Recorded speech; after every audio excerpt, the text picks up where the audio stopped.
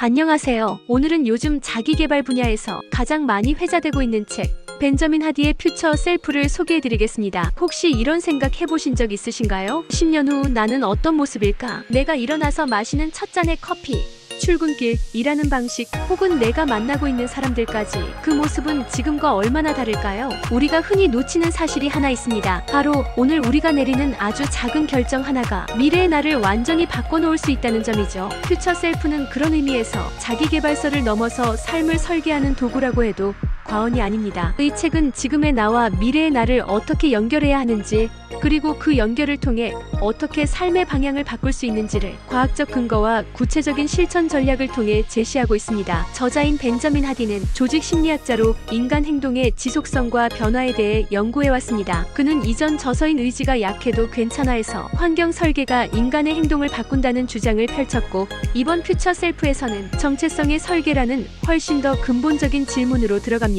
하디는 말합니다. 자기계발은 결심이 아니라 정체성의 문제다. 즉, 내가 누구인가 보다 더 중요한 것은 나는 누구로 살아가고 싶은가라는 질문입니다. 그리고 이 책의 핵심은 바로 미래의 나, 즉 퓨처 셀프를 지금 이 순간부터 얼마나 진지하게 받아들이느냐에 달려 있습니다. 그렇다면 도대체 왜 미래의 나와 연결되어야 할까요? 하디는 여기에 대해 단순한 감정적 호소가 아닌 심리학적, 신경과학적 근거를 들어 설명합니다. 한 흥미로운 실험이 있습니다. 참가자들에게 자신의 노년 모습을 디지털로 재현한 이미지를 보여줍니다. 그리고 이후 은퇴 저축 계획을 세우도록 요청했죠. 놀랍게도 자신의 노년 모습을 본 사람들은 그렇지 않은 사람들보다 훨씬 더 높은 금액을 저축했습니다. 왜일까요? 미래의 자신이 더 이상 타인처럼 느껴지지 않았기 때문입니다. 멀고 낯설게만 느껴졌던 10년, 20년 후의 내가 갑자기 지금의 나와 연결된 진짜 사람처럼 다가온 것이죠. 하디는 이 실험을 통해 미래 자아는 현재 행동의 나침반이다라고 말합니다. 우리는 지금의 선택을 당장의 감정이 아닌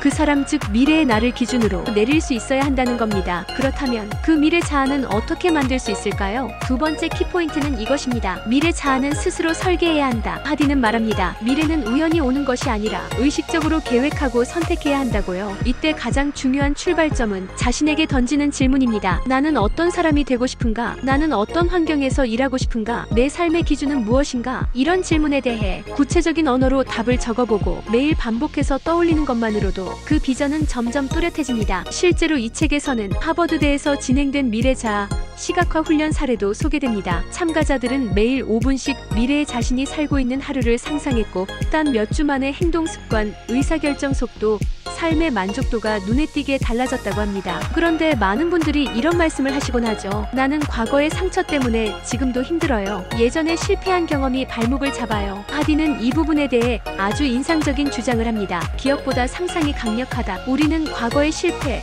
실수, 후회에 너무 많은 에너지를 씁니다. 그런데 진짜 중요한 건 앞으로 어떤 사람으로 살아가고 싶은가라는 질문이라는 거죠. 하디는 말합니다. 우리는 운전할 때 100m만 보지 않듯이 삶도 과거만 돌아보며 운전해서는 안 된다고요. 자, 그럼 이렇게 미래 자아의 중요성과 설계 방법을 알게 되었을 때 구체적으로 어떤 실천을 할 수 있을까요? 이 책은 여러 가지 실천 전략을 소개하고 있지만 가장 핵심적인 것은 다음과 같습니다. 첫째, 미래 자아에게 편지를 쓰는 것입니다. 매일 또는 매주 미래의 나에게 지금의 고민, 결심, 질문을 편지로 써보는 겁니다. 이건 생각보다 훨씬 강력한 도구입니다. 글을 쓰는 순간 우리는 막연했던 미래 자아를 구체적이고 생생한 존재로 받아들이게 되니까요. 둘째, 하루를 시작하기 전에 미래 자아가 사는 하루를 시각화하는 것입니다. 그 사람은 어떤 옷을 입고 어떤 공간에서 일하며 어떤 선택을 할까? 이런 상상을 습관처럼 반복하는 것만으로도 내 하루가 달라집니다. 셋째, 삶의 기준을 과거가 아닌 미래에 두는 것입니다. 예전에 나는 이랬으니까가 아니라 나는 이런 사람이 될 것이니까 지금 이렇게 행동한다. 이런 프레임 전환이 진정한 변화의 시작이라고 하디는 말합니다. 이 책이 인상적인 또 하나의 이유는